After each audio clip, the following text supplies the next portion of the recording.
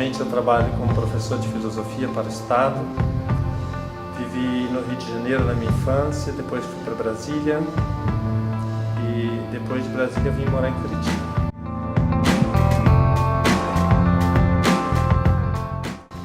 Primeiro contato, quando eu tinha mais ou menos uns 8 anos, minha mãe comprou uma televisão da Philco, que tinha 2 telas, uma tela como nós temos as TVs antigas, que vocês conhecem, e tinha uma tela de vidro, mais ou menos 2 dedos de afastamento, onde a gente usava uma espécie de isofilme para transformar a imagem que era só em preto e branco em colorida, para a gente imaginar que tinha TV colorida no Brasil.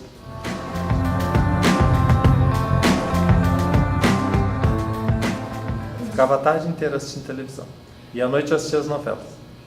Então, tinha só 2 TVs que eu assistia. Pelo menos esses são os sinais que pegavam na minha casa. Eram o canal 4 e o canal 6. Um era a TV Tupi e a outra acho que era a Globo.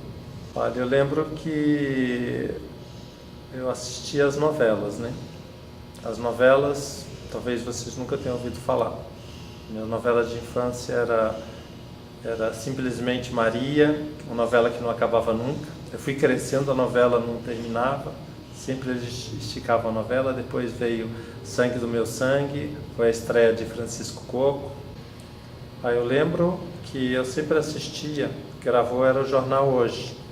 Tinham as reportagens que atualizavam sempre os acontecimentos. Como eu morava em Brasília, então era muito comum a gente ouvir as propostas políticas, como que estava o país, como que ele funcionava.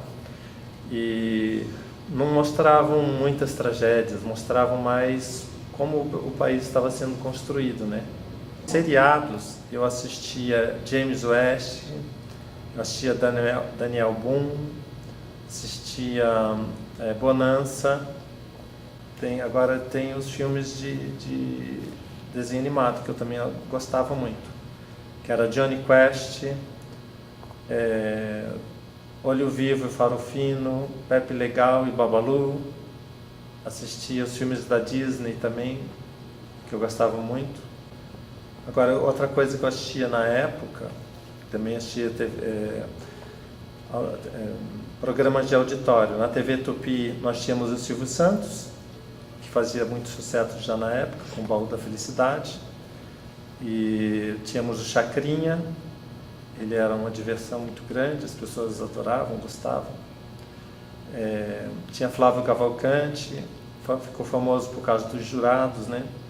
E competindo com o Flávio Cavalcante, que era um programa de entrevistas mais intelectualizado, né? E programa assim mais de choque, de impacto, sensacionalista.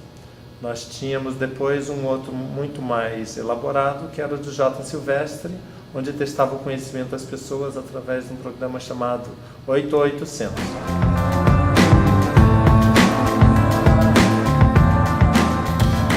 Eu já tinha me mudado de Brasília para o Rio de Janeiro.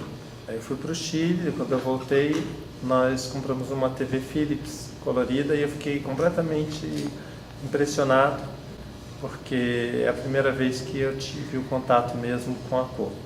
E eu comparei com aquela TV e descobri que eu estava sendo enganado, que a TV que eu tinha não era colorida. Tão grande o impacto que eu resolvi estudar as cores da TV. Aí eu comecei a estudar física, aí eu comecei a estudar as cores luzes, né? Vermelho, verde e azul violetado, que são aquelas coresinhas que misturadas geram todas as cores. Eu queria entender isso, queria entender também o funcionamento do desenho animado, porque eu não entendia como é que podia se movimentar os desenhos. Para mim isso era uma coisa incrível. Até que eu tive aulas, né, com aqueles livrinhos que a gente folheava rápido e fazia os desenhos se movimentarem. Aí eu comecei a me interessar também por esse sentido, por animação.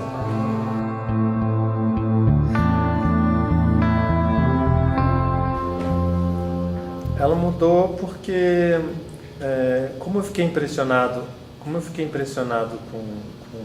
as imagens, eu comecei a me interessar também por fotografia, imagens coloridas com mais definição. E naquela época não existia muita definição, porque os monitores eles não tinham esses pixels que existem hoje. Então essa definição que cada vez aumenta mais, isso não existia. A gente às vezes via até um monte de quadradinho, ela saía fora do ar também muito fácil, porque as emissoras não transmitiam muito bem. Mas fui me envolvendo cada vez mais, quanto melhorou a tecnologia, mais definição na TV. Então, a programação de hoje abarca assim, tem uma visão multifacetada, né? E muito mais rica, porque nós não tínhamos computador, não tínhamos PC, não tínhamos nada disso. O que existia era um trabalho mais mecânico e precisava muito mais pessoa para executar uma tarefa que hoje uma pessoa só executa com um simples computador.